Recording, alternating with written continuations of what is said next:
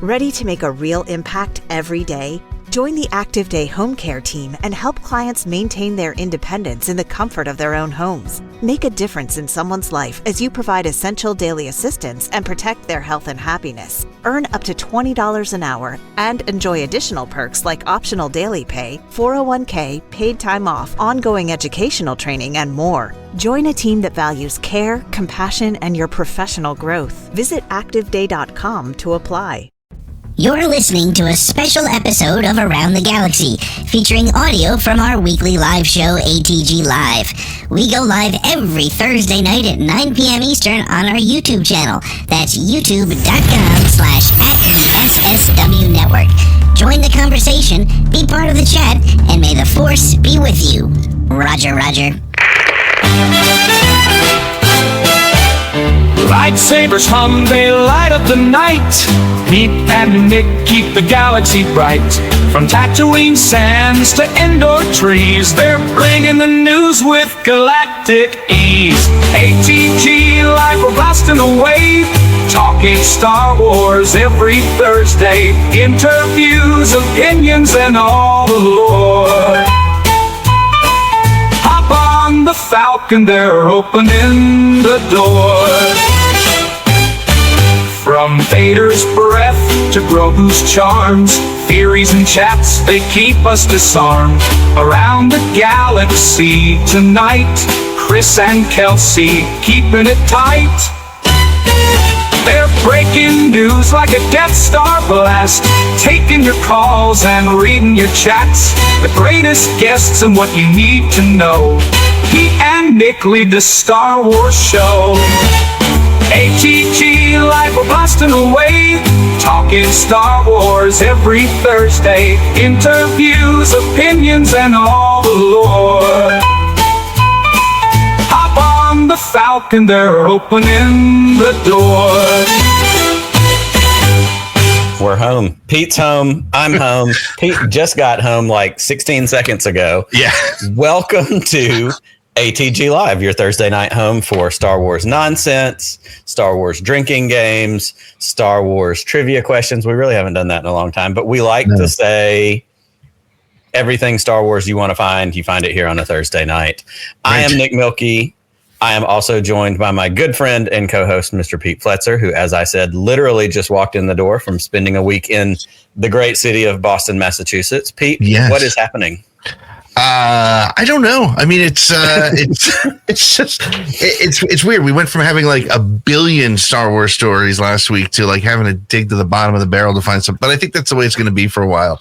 And I think that's kind of like where, one of the things we want to talk about with our guests tonight is like, now what? Andor's gone. Andor's over. Like, what are we doing next? And I'm excited. And I do love that there are podcasts that are like, hey, we don't know what we're going to talk about. We do. Come on in every Thursday night and hang out with us. So, but as I said before, we do have a special show tonight. We are joined by Tim Barnes of the YubNub Podcast. We seem to rotate all three of those guys through, whether it's Greg Owinski or Jim Fagan. Love those guys. Love their show. Love their perspective. And last time Tim was on, I just couldn't stop laughing. So we are in for a special, exciting treat tonight for sure. We are in for a treat. I'm always thrilled when any of the YubNub fellas join us. Before we get to Tim, we've got a couple of other important business items to get to, as we do most every single week. It is my turn to talk about all the ways that you can find us, pay for things. That I don't know. Maybe that's not how I want to say pay that. For us, pay for us. If you go to the SSWnetwork.com, that is your one-stop shop for literally everything we do. News stories, new releases, video clips, audio clips that will also redirect you to YouTube. Everywhere on social media, we are at the SSW Network. More importantly, you can find our merchandise shop. It's in need of a little bit of refresh. Pete and I have been kicking around some ideas, but you can find T-shirts, some of the old favorites, glasses, flags, coffee mugs, you name it, something with a podcast no one's ever heard from. Buy it, send it to your friends. Father's Day Sunday. It is too late for you to get it in time, but buy it for them anyhow. Who cares?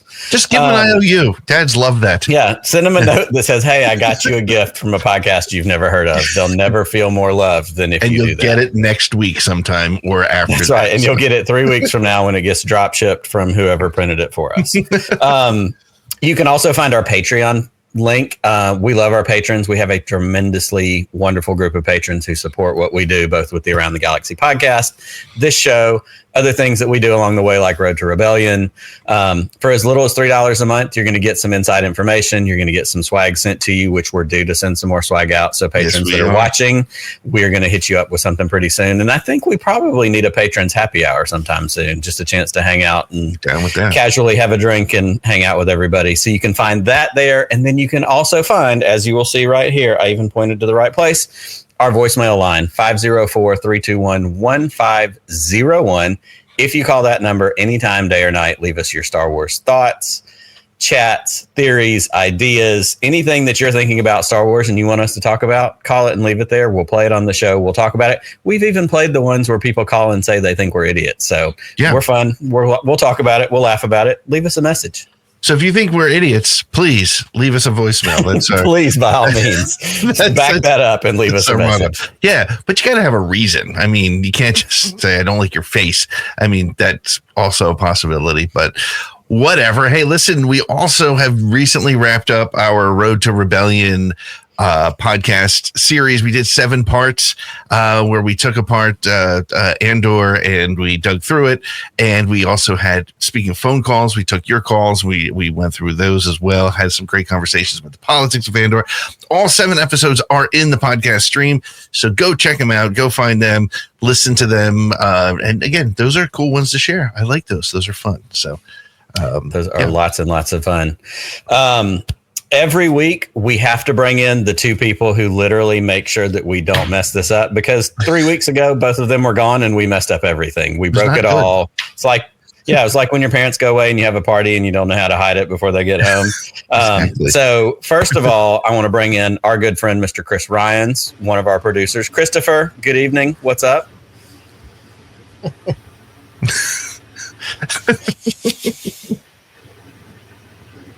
Pete! Oh, yes. I was lulled. And even though Nick said something, Pete. Yes. How can I help you? Oh, man.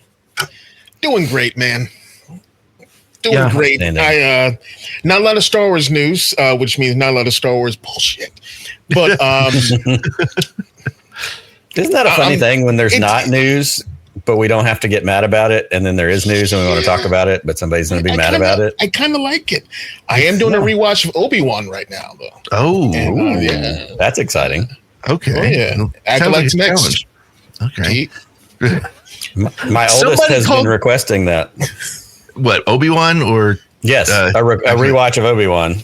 Somebody called me out on Twitter today. Somebody who follows me called me out on Twitter because somebody was like all pissed off about, I can't believe we're not getting a second season of Acolyte and you people got it canceled. And somebody was like, Pete Fletcher from ATG Cast is not an anti-SJW and he doesn't like the Acolyte. I was like, it's true, but Pete, we talked about this last week for a second, right? When I said no Acolyte slander. I know in my presence, you're doing it right now. I'm sorry. Well, save me. Let's bring. We're gonna move on because we have another member of this team who also helps us out and makes sure that we do things the right way. Kelsey Puckett is here. Kelsey, how are you this evening? Doing a little bit better than last week. You know, I had time to write my own stories, so like I can't get angry at Pete. Like I don't know. Well, you can. I mean, you can just for fun. There's definitely still time. I mean, I might start you in like negative 100 points tonight, but that's okay. I might have to like really work my way out of that hole for sure. So maybe. You absolutely have to work your way out. Well, we are excited. We have a fantastic show. We're glad both of you are here. We know y'all are going to keep things running smoothly in the background, making sure everybody's where they're supposed to be. Cameras are right. Videos are played, all that good stuff. And then we're going to see you in a little bit when it's time to go around the galaxy for our favorite news, game, fake points situation. So thank y'all for being here, and we will see both of you sometime very soon. Bubba Wallace here from 2311 Racing. Funny thing about being fast, you end up waiting a lot. First to show up, first in line, then just waiting. Me, I rev up Chumba Casino. With over 200 social casino games, no slow lanes here. Why sit around when you can spin? I'm already racing. Your turn. Play for free at ChumbaCasino.com. That's Chumba. Sponsored by Chumba Casino. No purchase necessary. VGW Group. Void where prohibited by law. 21 plus. Terms and conditions apply.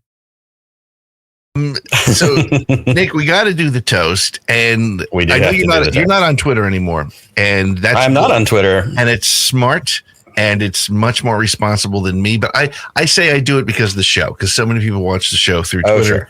That's fine. I can do that. But we also have a little patron DM group, and this week somebody threw down the gauntlet and challenged you to this week's chat, and it was I've heard that I have been called out, so you have been, and so let's bring him in. Brian Fantasy, you're muted, Brian. All right, how about that? Perfect. There he is, Brian. And here's one of the things I love about Brian Fantasy, because I have met Brian Fantasy in person. We went and saw the Fandom Menace together for Podathon last year. That's right. We have been at Weird Space friends for several years now. I love that Brian never misses the opportunity to point out that his name is spelled correctly, unlike those posers who spell it Bryan. Every time he's just there. The best part is I don't know how to remove that now. Yes. Well, it works. It totally works. Absolutely. Well, right, so I'm excited that you're here. I'm excited that you're here for the challenge. Pete, do you need to referee this challenge? How I'm not going to try, because I don't stand a chance. So I am going to declare, and I'm going to bring in Kelsey to help me with this. She and I will declare the winner of this chug off, if that is such a thing. So let me set you guys up in the right positions here. Let me get this here, and run that back to the beginning. Yeah, we got to get the full time. I only got. That's right. All right, he's got a Gen or so on a Lego. To me, I'm down with that. That's a win. I may win this on a technicality if he chokes on his Lego minifig Gen Urso. But I am raising, because it is June Urso, as we have said many times. I'm sinking my gin into my beer, and I'm going to raise my toast tonight to the people of Los Angeles. We have been watching for more than a week now the horrible things that are going on, the ways that they are being mistreated by our government. In my best Woody page, I have my board tonight, and my board says the galaxy is watching, LA is the gore. Yeah. We are absolutely in support of our friends in Los Angeles, which we have through this show and through, personal connections. So we are raising our June Urso toast tonight to the people of Los Angeles. When they say in Andor, Ferrix, Stone and Sky, cheers and happy June Urso. Here we go. Ready? 3, 2, 1, go.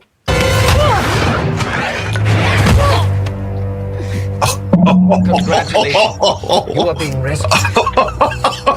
Not even close. Destroyed you. Not oh my even gosh. close. It wasn't even close. If I was wearing a hat, He gave I that would to take me. it off. No, He gave that to Wearing me. a hat, I would take it off. Oh my! You know, And here's what's even better. I can't wait to go back and watch this when the show is done tonight, as I usually do. As soon as the show's over, I load it up and just make sure I don't sound like an idiot. I can't wait to go back and watch that, because your internet glitched out right when we started drinking, and then when it cut back in, you were done, and everybody was like, "Holy crap, look at that!" So I really didn't even see it, but I know that you smoked me. I was about to accuse you of cheating too, because you started with it like right up at your mouth, and he had like a little bit behind. He could have started it on the floor, and I think he would have beaten. Nope. Holy! I know when I'm a defeated man. Congratulations. There's a lot of history. Well, now I think we have to I have a scheme for us. We're going to go to SEC college football games and bet kids $20 a beer. Oh, absolutely. Which easy money.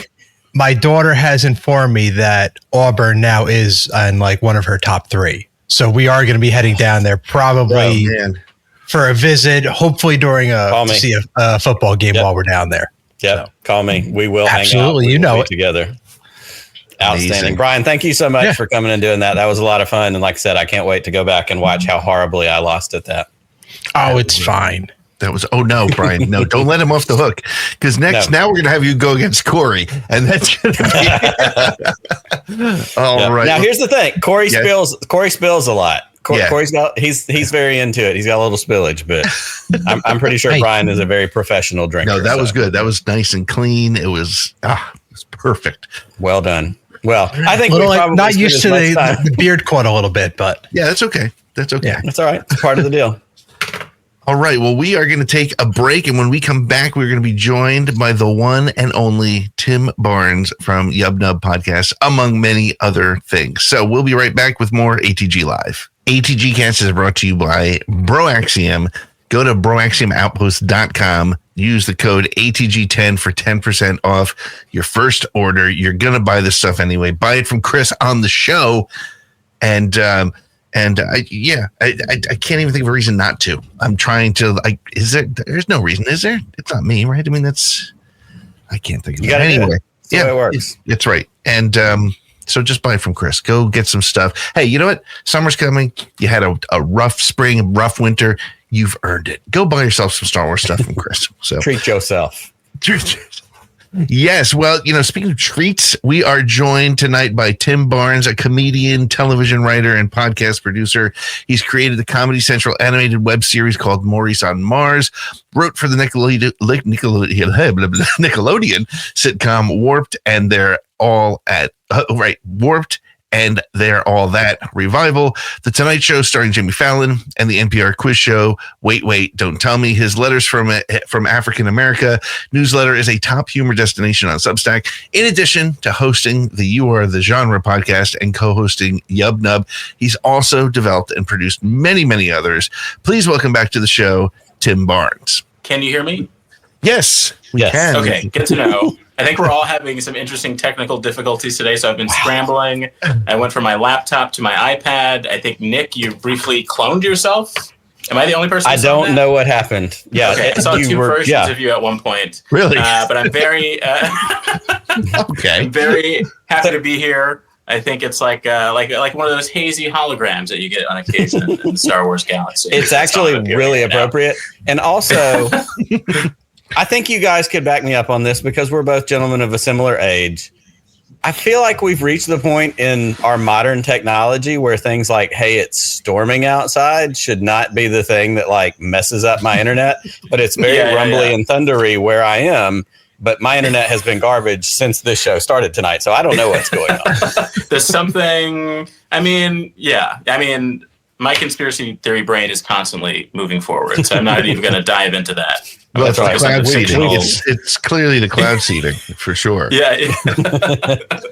Chemtrails, birds in the air. Something is messing with my internet. I'm very happy to be here. You continue to be the most professional Star Wars podcast or experience, the most professional Star Wars experience outside of the proper Lucasfilm. It's very. Wow. I'm very impressed every single time. You guys are having a lot of fun here. Yes, we are. Well, yes, we are. That is always the goal. That is always the point. Can we have fun? Can we do some crazy stuff, some silly stuff? Can we chug beers with action figures in it? I mean, who doesn't want that? I'm surprised Lucasfilm hasn't stolen that from us yet at this point. I mean, it's only a matter of time. Pedro Pascal in that little Rogue One hallway that they keep using for all their videos, chugging a beer. When is that going to happen? Cerveza Cristal. It has to be. It's got to be it. Well, Tim, we are always thrilled when you're here. We love YubNub. We love all three of you guys, and we always have so much fun when we get to hang out with any of you. We're going to dive in tonight a little bit. We've talked about, and the headline for the show tonight was Andor's over. Now what? We have finished season 1 and 2 of Andor. We've gotten all of that. Obviously, we got Rogue One a few years ago. So here's my question to you to kick us off. Now that Andor has wrapped up its run, and it is arguably probably the most critically received any of the Disney Star Wars TV shows, where do we go from here? What is the direction that we head, whether it's tone, whether it's storytelling? Andor is very specific. We've gotten other shows that go in kind of into different lanes. But in your opinion, as a writer, as somebody who works in television, where do we go from here?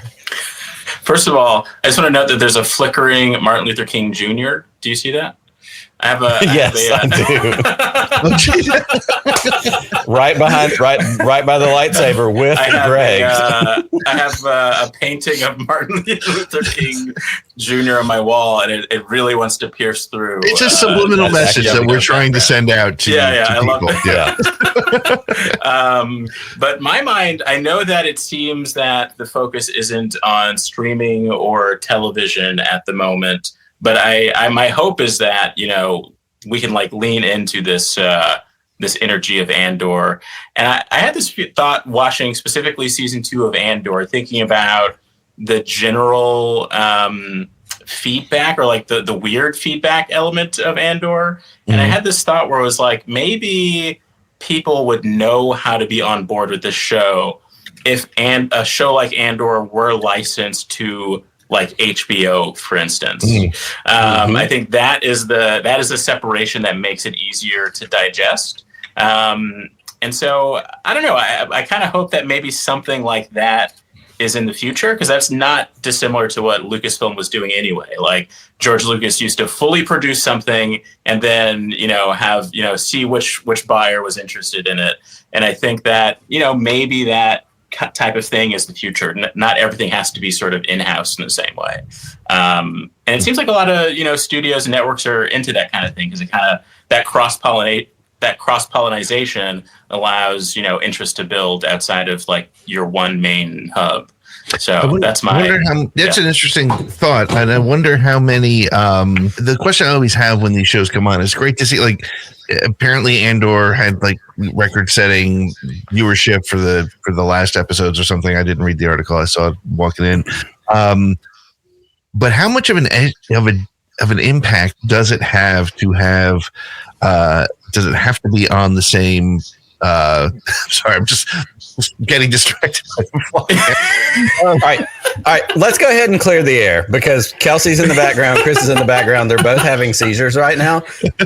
I don't know.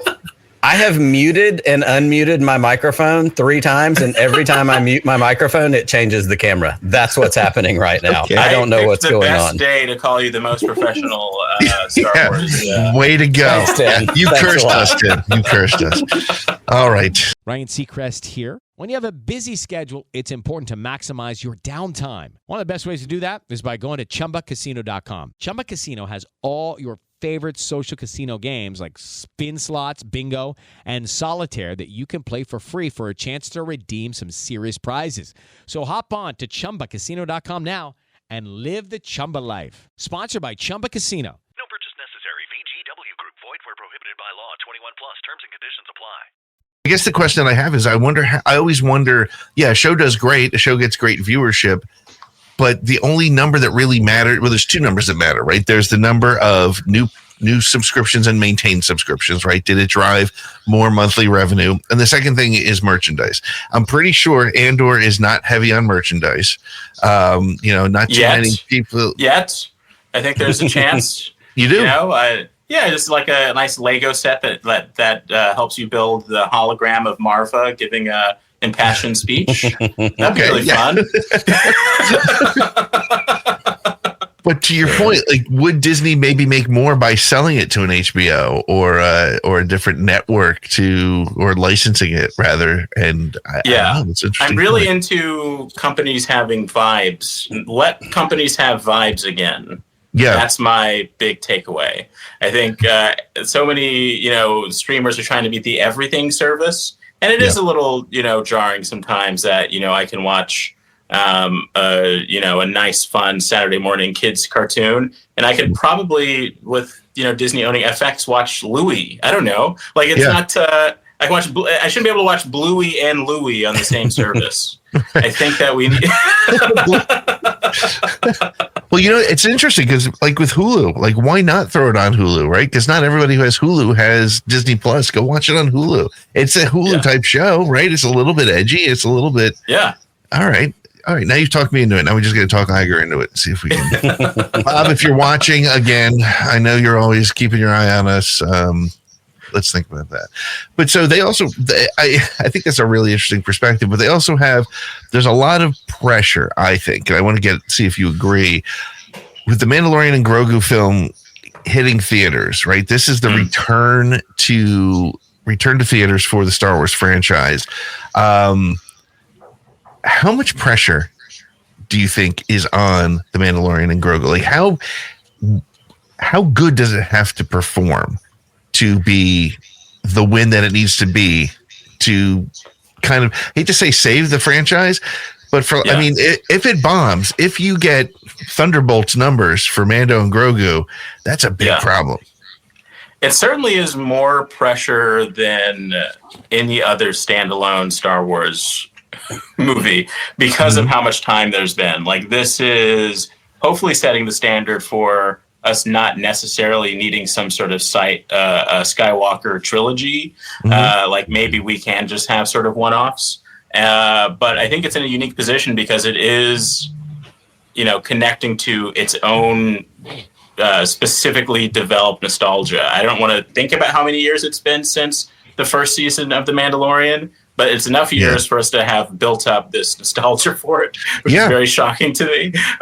So it's like an introduction. It's like a reintroduction for some people. I'm sure for a number of people, this might be their intro to the Mando universe, and they'll start watching the show afterwards. It's the biggest. And this will kind of define this next stage of Star Wars where, there's going to be that Ahsoka movie as well, right? So there will be numerous live-action Star Wars films that have origins in live-action television. And that's new territory for us. And I think that they'll kind of like take a look at what happens with the Mandalorian movie and construct things around that. But also maybe it's a good litmus test before they make before the Rey, trilogy comes out, to see how people feel about a number of things, how people feel about this era of the Star Wars timeline in general. It'll be a big deal. I also feel like they're going to be watching July when Jurassic Park, Superman, and Fantastic Four all hit, and see if there's still a demand for genre movies, right? Because we don't know why Thunderbolts failed, or I hate to say failed because people say Solo failed. It didn't totally fail. But the impact of a July like that could also, they're certainly going to be watching it closely, to say the least. So, yeah. Well, and I want to chime in right behind this, and it kind of leads into my next question. That comment that Brian just made, he said, everyone knows Baby Yoda, not everyone knows the Mandalorian story. Right. With and/or raising the bar in terms of political commentary, kind of this grounded in quote unquote a real world. It wasn't Jedi, it wasn't lightsabers, it wasn't, a lot of the more traditional Star Wars stuff. Can a film that is centered on a very wide audience, centric, something like Baby Yoda? I've said a million times, my mother, who's almost 70, watches The Mandalorian watches The Mandalorian because Baby Yoda is cute. She doesn't give a crap about any other Star Wars. Can it hit kind of that similar mark for Star Wars fans while also appealing to a broader audience? Is that something? Can those two things mesh together? The more I think about it, the more I don't know, because I'm starting to remember how sort of standalone-ish the Mandalorian and Grogu's story seemed at first, but how progressively intertwined it is with the sequel trilogy and the mystery about Snoke and all the stuff like that. So now, I don't know what the ultimate mission of this movie will be. Will it be sort of a standalone adventure, or will it have, Moff Gideon and all? Like, will it be a pivotal point in this like grander puzzle? I think in that way, I do not know how to expect, and I have no concept of how people will react to it, and that is kind of exciting. Like it is potentially going to do both, and if it can do both of those things very well, like be a really fun adventure with a beginning, middle, and end that maybe you doesn't end on the cliffhanger of any sort, but then also maybe explain some of the Snoke mystery that's made people a little frustrated. Yeah, maybe in live action. Yeah. So yeah. Yeah, and it's interesting too, because I think there's so much So like I always talk about when we went to see Rise of Skywalker, I think it was. Yeah, it was Rise of Skywalker, because that was when Mando season 1 was ending right at that time. And I remember my sister-in-law, who doesn't watch Star Wars, but always came with us to the Star Wars movies with her son. It was like a Christmas time thing. Is what we did. We walked out of the movie. She said, "I thought there was a Baby Yoda in this." And so, as Brian Fennessy was saying before in the chat, like everybody knows who Baby Yoda is. So people are going to go and be like, "Oh, that's what everybody's talking about. That's what's on the shirt I've been wearing for 3 years." I had no idea what it was. But to your point, it's really interesting. I think they have to be really careful. And I think this goes to the question from last week about who's going to take over for Kathleen Kennedy. I don't want this to be a setup for the next piece of lore. Like, I think they need to be mindful of lore movies versus just good movies, right? And I think Andor was great for setting up lore if you wanted it to, but if all you cared about was how the rebellion came to be, it was great for that too. And when it ended, and you were fine with where it ended. And it wasn't setting up, the adventures of Bix and B2 Emo, right? It was just its own thing. And I think that's where they need to be more focused. So, yeah. I don't know. I'm thinking a lot about how Ryan Coogler says there's not going to be a sequel to Sinners, and we'll see how true that is after that 25-year embargo goes up and he has the full rights to his own movie. But it is one of those movies where it has an ending, and I'm often daydreaming about what a sequel could be. It has so much sequel potential in its own way, but it is exciting to know that he has no interest in that. And so it kind of takes me back to what Star Wars was for a long time, where fans had a lot of time to just daydream and talk to their friends and kind of fantasize about what is happening with their favorite characters. And I think that's a great thing to kind of bring back, because we need some time to breathe now. We get so inundated with too many things. Yeah.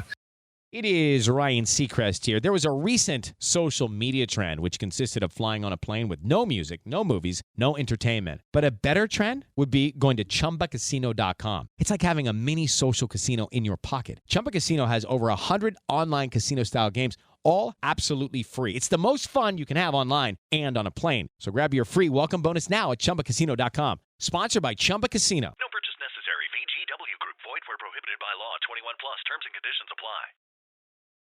The last question I want to ask you, and then I think Nick has one for you before we go to our next segment. But let me put it this way: do you think it was too safe of a move to take season 4 of Mandalorian and turn it into a movie, or do you think it was the right move based on the fact that of the popularity of this little green dude that is, you can't throw a cat on the street without hitting somebody wearing a Baby Yoda shirt still to this day?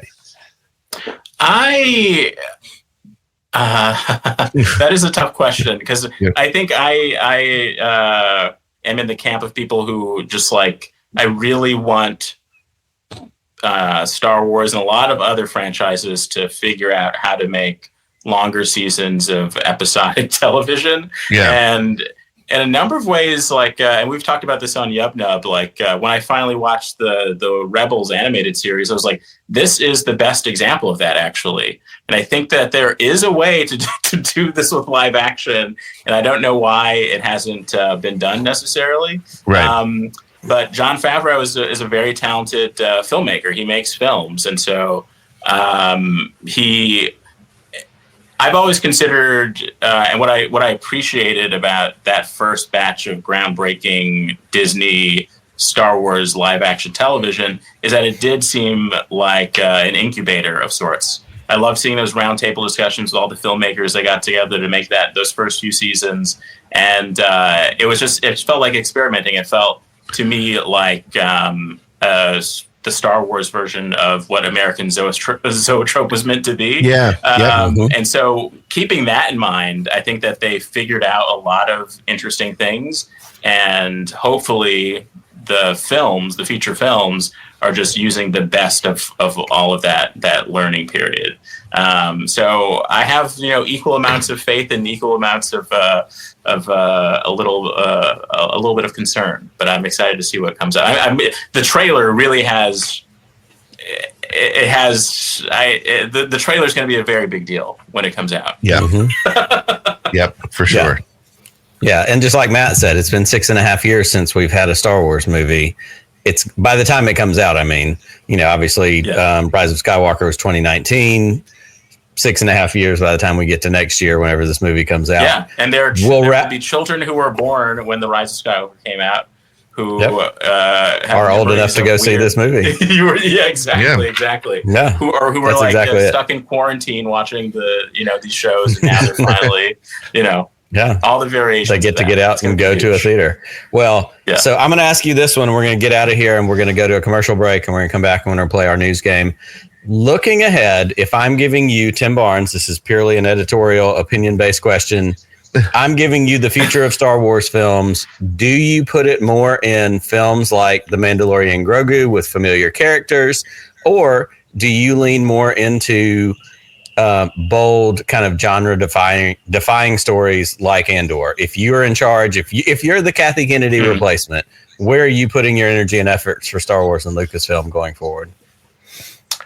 I would go for the bold genre stuff, just because I don't think that people will blame you to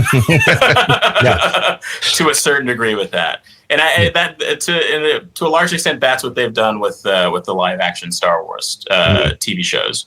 But I think it's a very worthy endeavor, because you can just kind of test the waters of that. And I think that there is just like a fear of what you can do outside of the confines of the Joseph Campbell type Arthurian story. And so just having little things where you kind of nudge and you poke around.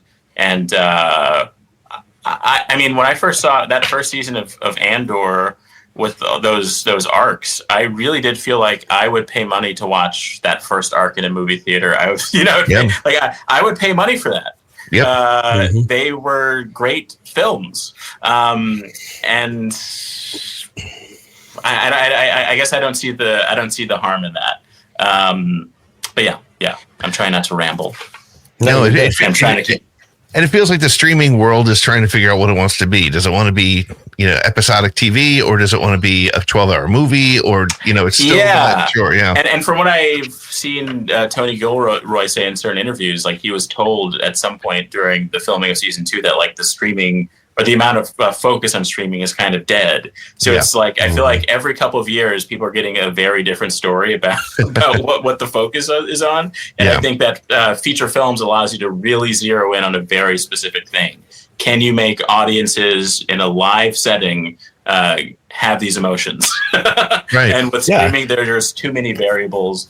And television used to be a very specific thing where, it's programmed. It comes at a specific time. There are there are these promo things that that everyone's going to be looking at leading up to it. And the more that kind of gets tinkered with, I do think that and even like in the TV space, so many TV writers being told like, oh, movies are where it's at.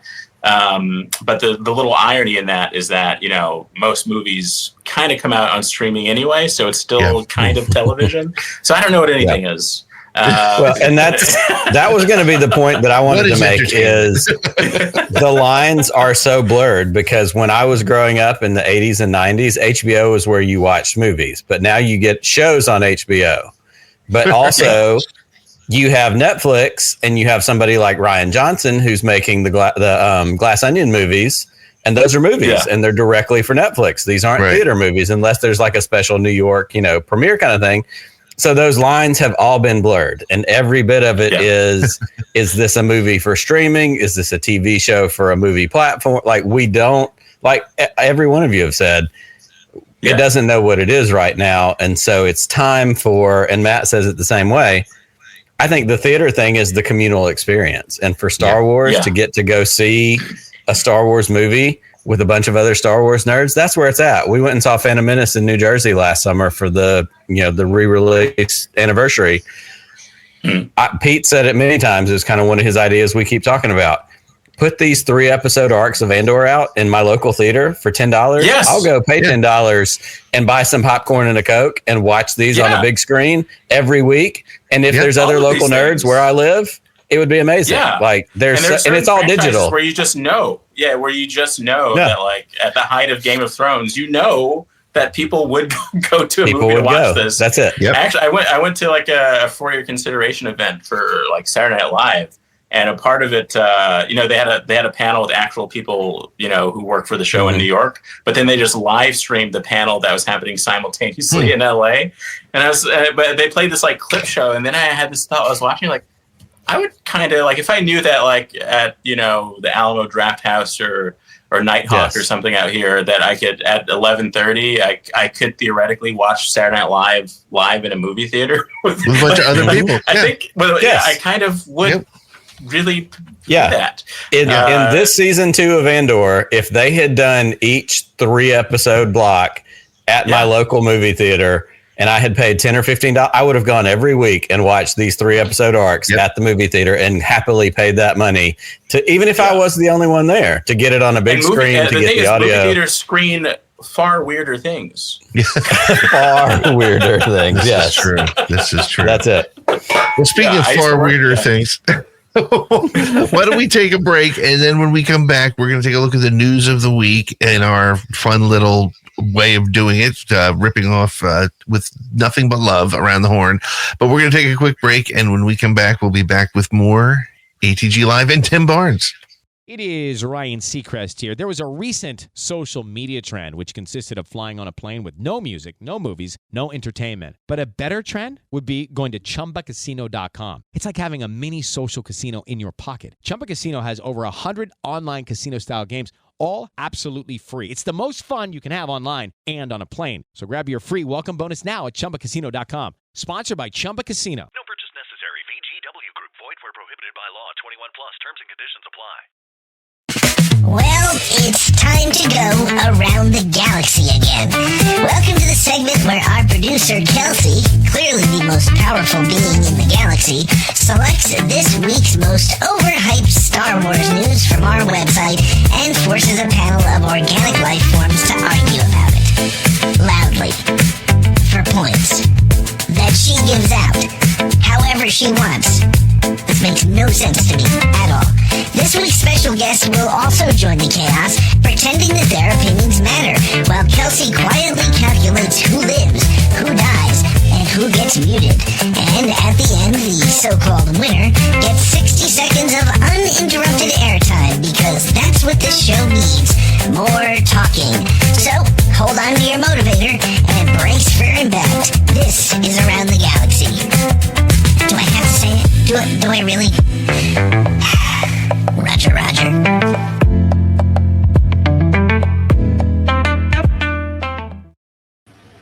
We did it. We're back. Kelsey. How are you? All right. Well, I did promise you that I was going to start you in the negatives. Just, yeah. You gotta. I know. But did you watch that video though? That was really cool. You liked it last week. A great video. Yes. Yes. All right. I'll start at -10. I can fight back from that. Yeah. I reeled it back a little bit. Like, I don't know. Felt like I could be a little bit nicer. Yeah, well, and I think now that we're referring to you as the Inquisitor, it only makes sense that you're a little bit evil. Team Dark Side, it's all right. Not fully evil. Team Dark Side. All right, so got our first story. I guess I'll stick with you since you're already in the negatives. Yeah, sure. Yeah. Totally Mel Brooks confirmed after 4 decades that we'll be getting a Spaceball sequel. The beloved Star Wars spoof has been set for release in 2027. Are you excited for this movie, or is it too little too late for you? Great question. I'm really excited for it. I just don't know if it's going to be as good as I want it to be. I don't know if Mel Brooks' humor still works or is even allowed to still work these days, but so I can't wait for it. I loved Spaceballs. I was a huge fan of the original Spaceballs movie, and I'm just excited it's coming back. And he's calling it The Schwartz Awakens, which of course is the perfect name for it. And he did his little promo today, which was funny. I don't know if any of you saw it. So, bring it on. As Chris would say, gimme, gimme, gimme. But I guess Mel Brooks would say, gimme. I don't do impressions at all. No, was that a bad impression, Chris? Yeah, it was. I probably lost points for that impression. That's all right. So, that's where I stand. Give it to me. I can't wait. I'm excited. I just hope Mel Brooks is still alive. I mean, geez, he turns 99 this month. So definitely up there. Yeah. Speaking of Chris, I saw you warming up in the intro video, so I'll throw this one to you. Mel Brooks is going to outlive us all. This I hope so. He is like forever. And as a huge fan of all the Mel Brooks movies, I thought maybe he would have lost a step or like his writing team with his influence when History of the World Part 2 came out as a series. I forgot which channel it was on or whatnot, but I really liked it. And I thought it had like the same kind of spirit that the original one did. You know, different decades, whatnot. Of course, there's going to be things that are different. But I'm very much looking forward to Spaceballs, The Schwartz Awakens. Very much. I can't wait. What about you, Tim? Are you excited? I really hope that Ben Schwartz is in it. I think that would be great. Yes. And seeing as how, like, I don't know, knowing how long the gap we've had for a Star Wars film, I think that he's picked, like, the best time to have this come out. And I don't know, I think it would be the perfect sort of Mel Brooks joke if this is his last movie. You know what I mean? Like, if somehow, I mean, I do want him to live forever. He's the 1,000-year-old man or whatever. But if somehow the zeitgeist of this film gets wrapped up into all kinds of other stuff, that is the best way to honor Mel Brooks.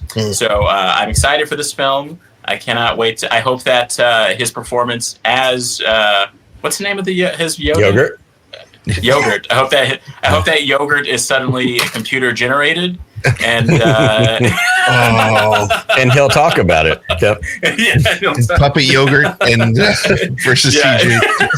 Oh, they will have baby yogurt. Oh no! It just writes itself.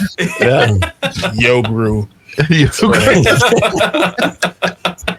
do you have any thoughts? I definitely have thoughts. I also have loved Spaceballs for many, many years. It is. I just watched it a couple weeks ago. Actually, it's on HBO Max or whatever it's going to be called here in another week or two when they change the name again. It's there. You can watch it, and it holds up. It's funny. Now, you mentioned at the top of this, I think Pete said it. Mel Brooks is a fantastic talent. The comedy. You can't make Blazing Saddles again. I love Blazing Saddles. You can't make Blazing Saddles again. There's so much in there, you know. But also Mel Brooks is smart, and he spent a lot of time, and you see it when you see those YouTube videos when he's hanging out, you know, with younger comedians and people who are getting to be, you know, a part of, you know, Josh Gad's a part of writing this. There's these other folks that are connected to it that is going to kind of help shepherd his style of comedy into what this movie is going to be. I think that's really, really exciting. I think I agree also with Pete. You know, what are we going to get? I don't want it to be the Coming to America sequel because that was not as good as we wanted it to be, in my opinion. That's a personal opinion. Sorry. If you liked it, great. More power to you. And my other thing is just Mel Brooks is going to be 99 at the end of this month. Let's go ahead and shoot that man's scenes as soon as we can, please. Yeah, do them now. Please. Well, we're gonna digitally scan his whole body so that he's preserved, and we can drop it. Yeah, we have to. We have to. Walt Disney style, whatever we need to do, keep Mel Brooks connected to all of this. The irony of a Jewish guy getting the Walt Disney sort of experience. Sorry, did I go too far on that one? No, I'll give you some points. All right, I'll take some. There you go. Well, but the thing about it is that, but there is so much Star Wars to poke fun of since the original version of this movie. Like, it is pretty wild how much he can make fun of the prequels, he can make fun of the sequels, he can make fun of the TV shows. It's nuts. So I cannot wait to see what they decide to And I also love that we sometimes forget, but when you go back and you kind of do a little deep dive, like George Lucas loved what Mel Brooks did with Spaceballs. And like, there was that kind of initial, like, is this going to be okay? And George Lucas, for as weird as he is and as silly as he is, like, has a great sense of humor. Like the stuff that he loved with Robot Chicken, and like he got into it and he dug it, and like he was like, "Oh yeah, make this joke. Like, please go ahead and do it." So there's also always that underlying, like, Mel Brooks has been given the pass to be like, "Yeah, have at it, go for it." Yeah. Nick, I will say, when you said George Lucas has a great sense of humor, the first thing that I thought of was the "Squeeze Me" meme, where it's like George Lucas thinks this is hilarious. It's terrible. Step into the world of power, loyalty, and luck. I'm gonna make him an offer he can't refuse. With family, cannolis, and spins mean everything. Now, you wanna get mixed up in the family business. Introducing The Godfather at ChumbaCasino.com. Test your luck in the shadowy world of The Godfather slot. Someday, I will call upon you to do a service for me. Play The Godfather now at ChumbaCasino.com. Welcome to the family. No purchase necessary. VGW Group. Void where prohibited by law. 21 plus. Terms and conditions apply. All right. Well, I'll stick with you, Nick. So one of the most memorable moments in Andor was with Kino Loy at the end of the prison escape. Actor Andy Serkis addressed the fate of his character in a recent interview and said it was best left ambiguous. Do you agree with the actor's sentiments, or would you rather preferred to see him in season 2?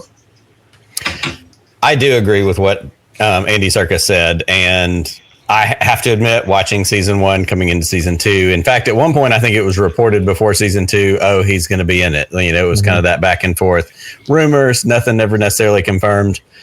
But I wholeheartedly agree with what Tony Gilroy said, which is it takes some of the magic out of that power. It takes the power out of that moment if he shows back up. Just recently, in the last couple of weeks, I got my wife, who is the non-Star Warsiest person that any of us know, to watch seasons 1 and 2 of Andor, and she really enjoyed it. And after that episode, she was like, "He's going to be back." And like at the end, when we finished season 2, she was like, "Hey, that guy didn't come back." So it worked.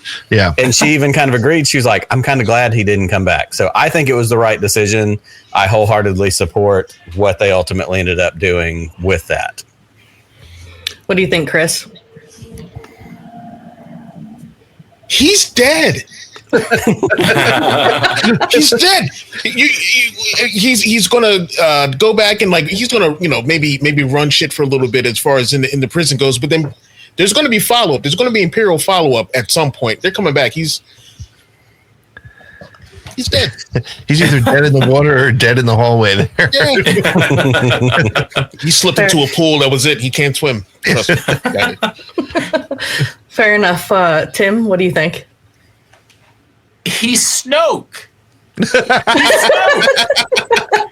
They clearly see how much of an effective leader and speaker he is, and then they put him in a jar and they turn him into they pickle him for a bit and he becomes Snoke. Get in there! Get in there! Shut up! Snoke! Get in the jar! That's hilarious. A t-shirt with some version of Andy Serkis in a jar that says "they pickle him" has to happen now. And he's just like, ugh. Yeah, exactly. In a jar, they pickle him. That's it. Pickled Snoke. Pickled Snoke. You have a better theory than this? I can't compete with either one of those theories.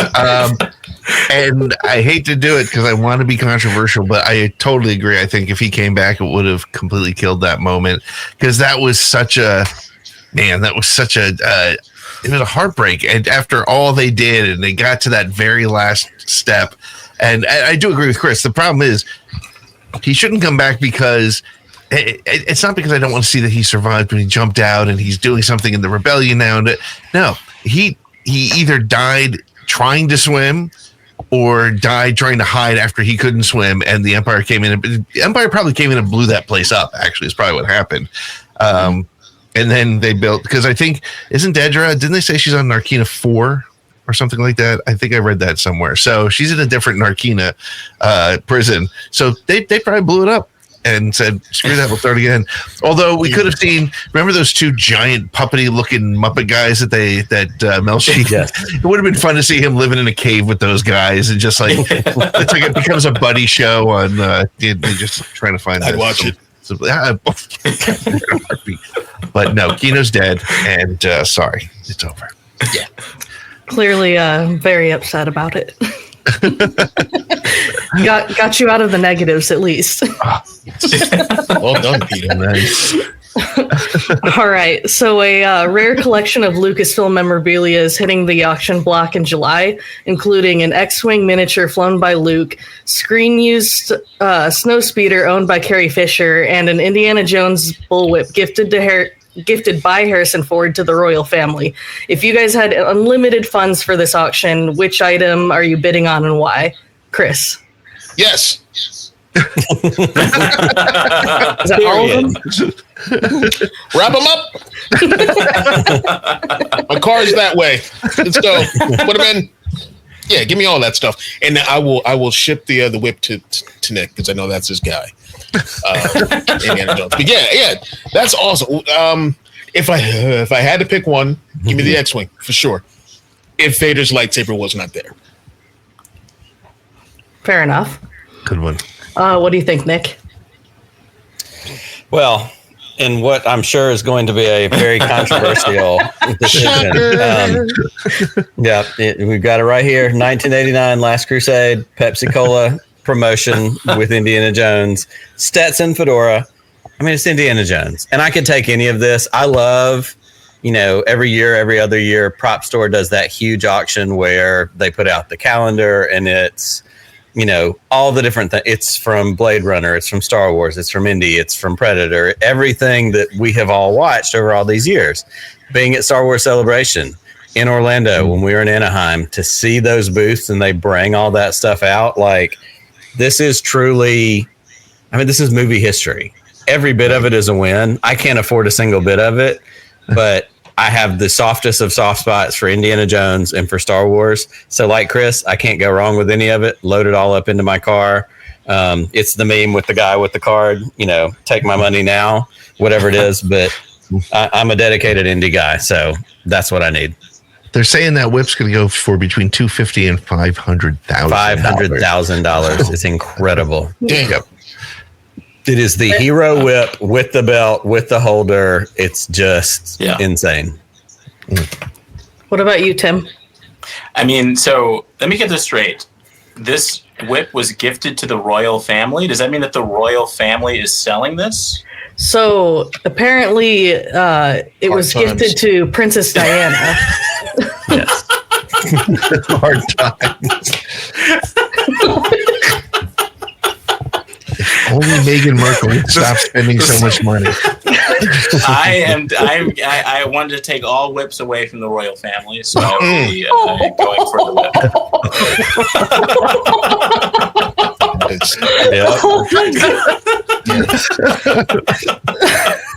Oh no!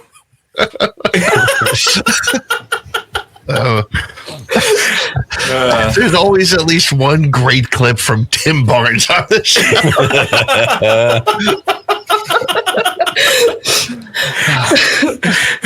Want to follow that? I don't want to follow it, but because I had like a real answer, but you're taking the whip, right? No, I was going to actually take the snowspeeder that Carrie Fisher owned, because Carrie Fisher owned it and it's a snowspeeder. And when Empire came out, like, that was my favorite cool ship. So I would go with that, or the X-Wing. But Chris, I'm going to let Chris outbid me on the X-Wing. As long as you guys let me get that snowspeeder, I think we'll be in good shape. One trade? Yeah, we get like 6 months here, 6 months there, and go back and forth. I love it. All right, we're good. We got this figured. All right, moving on.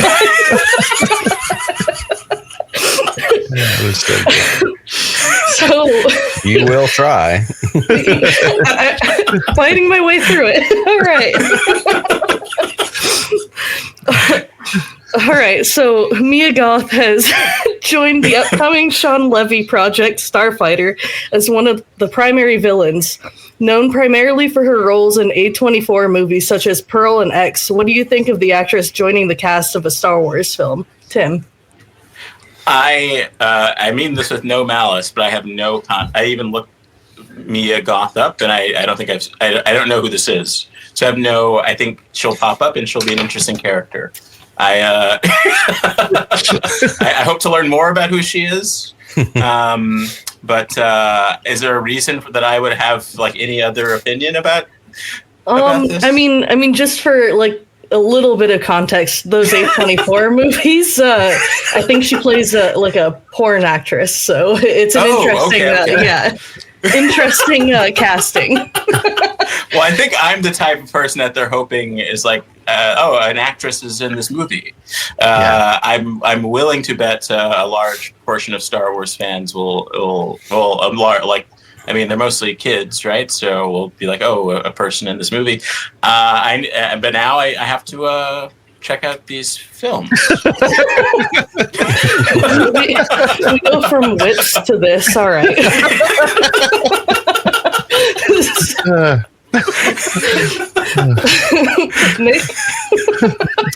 So it's interesting, and I also, like Tim, had to go look up who Mia Goth was. Had no cool name. I'm like, okay, start there. Let's see what we got.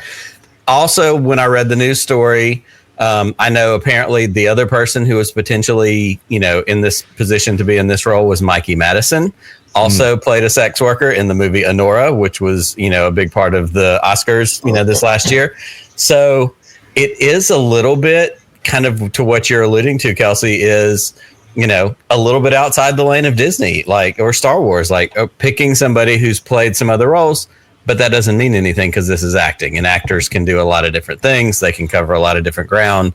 So to me, it feels very Star Wars because Star Wars, certainly in the earlier years, but even going forward, was built on casting unknowns. If this is going to be in the Ryan Gosling movie, then, okay, Ryan Gosling's the one and then we put in a bunch of other people. You get a Daisy Ridley, you get a John Boyega who had done a little bit of stuff, Attack the Block, whatever.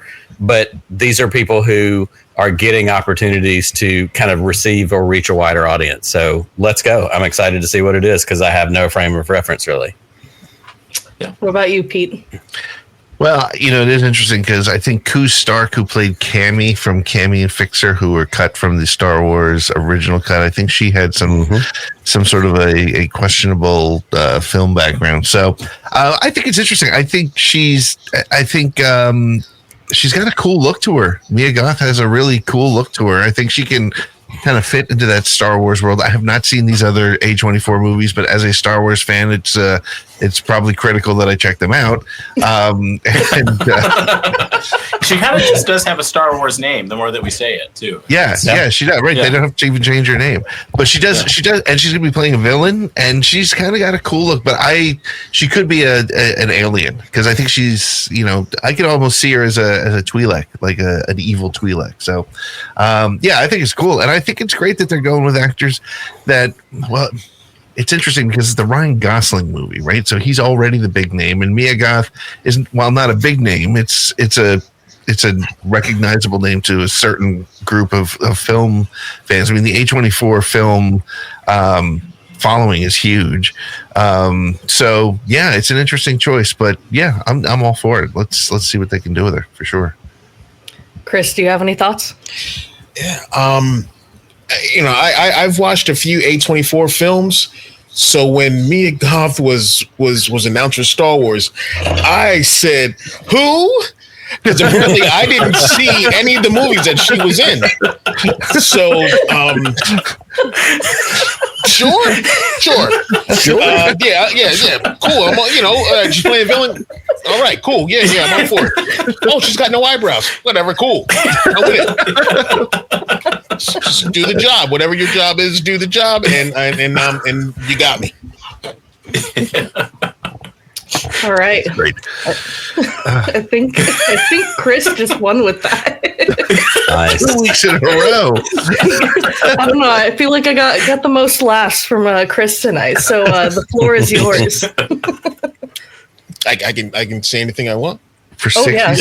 You have won. Not everything. The only thing I will say is.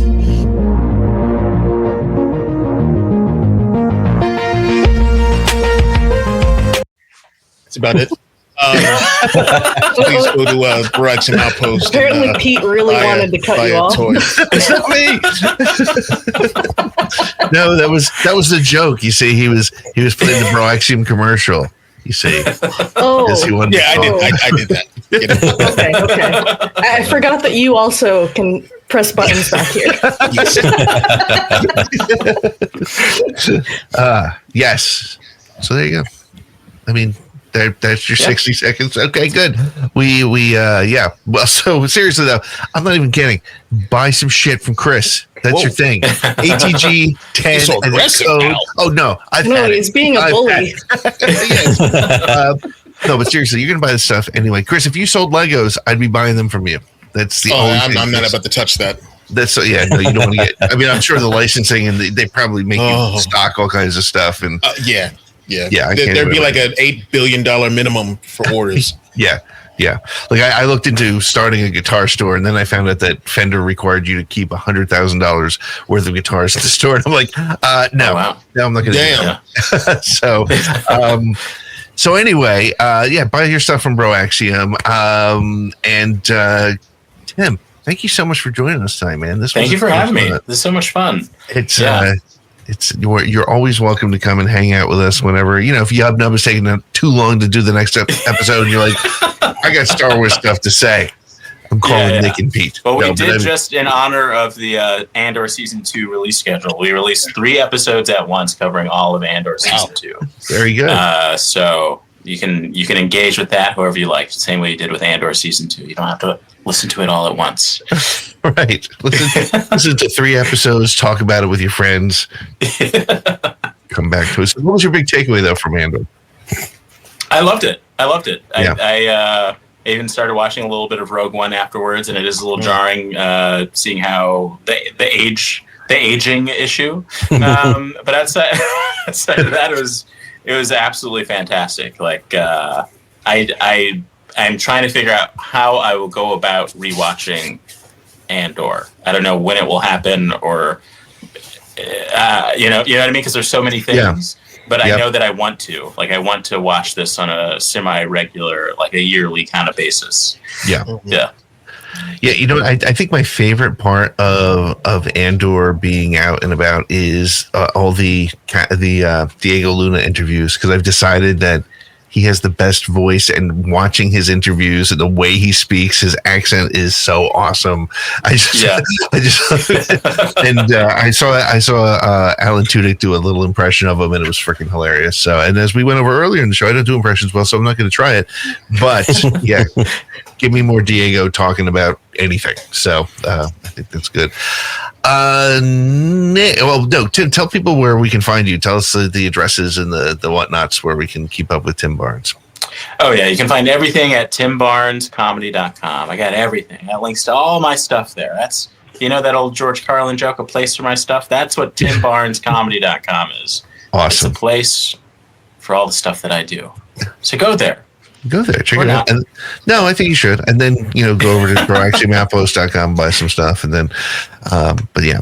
So, Nick, who do we have next week on the show? So I'm really excited for next week. We have, and if I place this image, there we go. We have a band coming on next week, and you and I are musicians, Pete. This is a band called the 3POs, and you can go look them up on Facebook, on Bandcamp, wherever you look up music.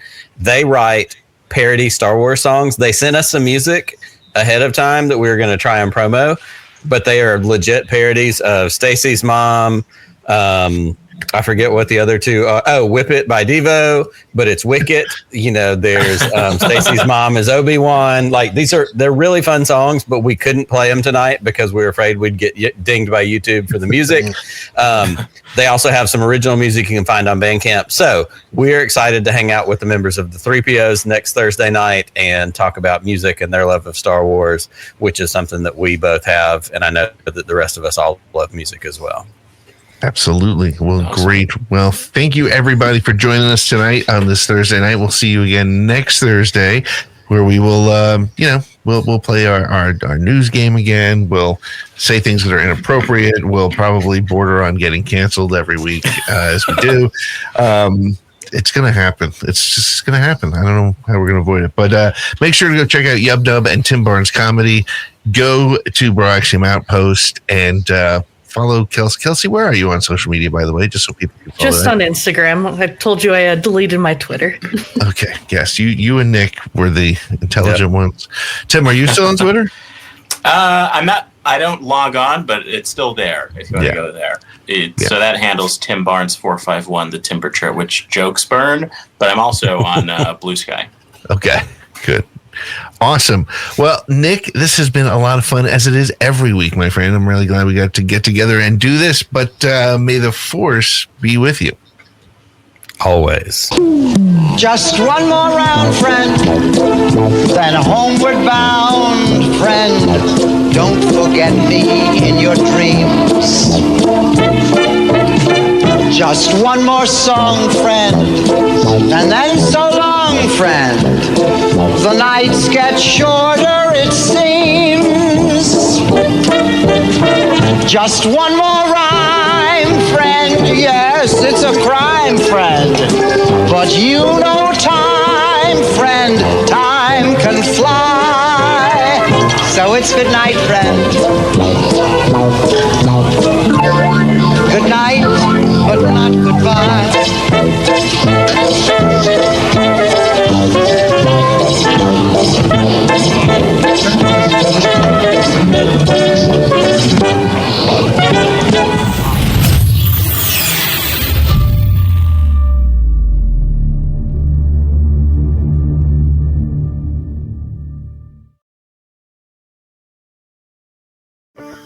Having a life scholarship and being able to afford to go to college made me feel inspired to go.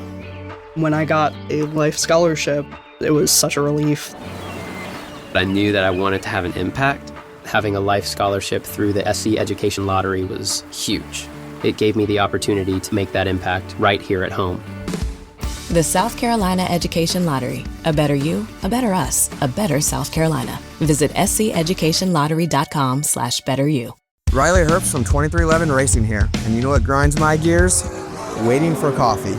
But instead of counting frappes and lattes, I fire up Chumba Casino. No apps, no fuss, just fun social casino games to pass the time. By the time my coffee's ready, Order for Riley. I've already taken a few victory laps. Next time you're stuck waiting, make it entertaining. Play for free at ChumbaCasino.com. Let's Chumba. Sponsored by Chumba Casino. No purchase necessary. VGW Group. Void where prohibited by law. 21 plus. Terms and conditions apply.